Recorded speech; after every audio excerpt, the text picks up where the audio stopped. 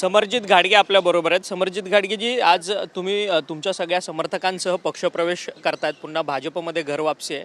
कशा पद्धतीने हे बघताय? कारण की विधानसभेच्या निवडणुकीमध्ये तुम्ही आणि हसन मुश्रीफ विरोधात लढलात, त्याच्यानंतर मात्र एकत्रित तुमच्या स्थानिक स्वराज्य संस्थांच्या निवडणुका झाल्या।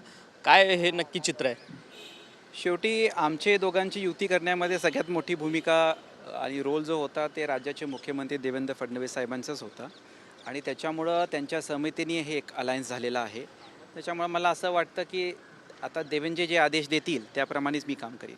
परंतु कागल 2029 तुम्ही फत्ते करणार का? खरं तर अनेक अनेक अनेक निवडणुका तुम्ही लढलेल्या आहेत। मी या निमित्ताने आपल्या माध्यमातून मी परत सांगतो की आता जे काही निर्णय देवेंद्रजी, चंद्रकांत दादा, रवींद्र चव्हाण आणि पक्ष घेतील त्या निर्णयाप्रमाणेच मी काम करीन। माझं राजकीय भवितव्य काय आहे हे मी सगळं आता देवेंद्रजीच्या हाती सोपवलं आहे। परंतु तुम्ही देवेंद्रजींच्या हाती सोपवताय असं म्हणतायत, परंतु 2029ची निवडणूक लढण्याची संधी तुम्हाला मिळेल का विधानसभेची?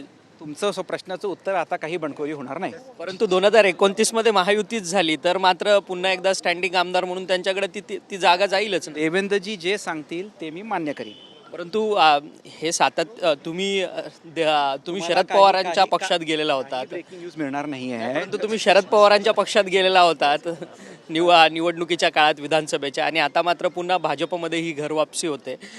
शरद पवारांना तुम्ही काही सांगून आलात? 25 डिसेंबरला मागच्या वर्षी आदरणीय पवारसाहेबांना माझी सिल्वर ओक भेट झाली। नगरपालिकेनंतर ज्या काही गोष्टी झाली ती सगळी भूमिका मी त्यांना सांगितली।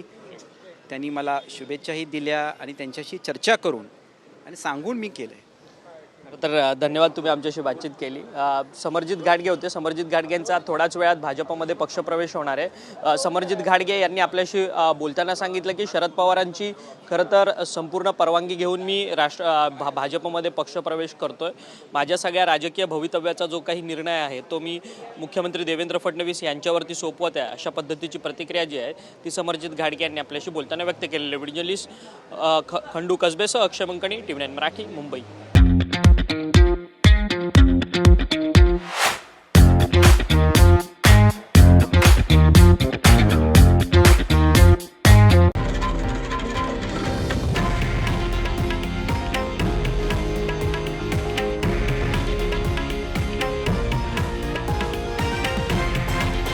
हे आहे देशातील नंबर 1 न्यूज नेटवर्क आणि आपण पाहत आहात TV9 मराठी, एकमेव।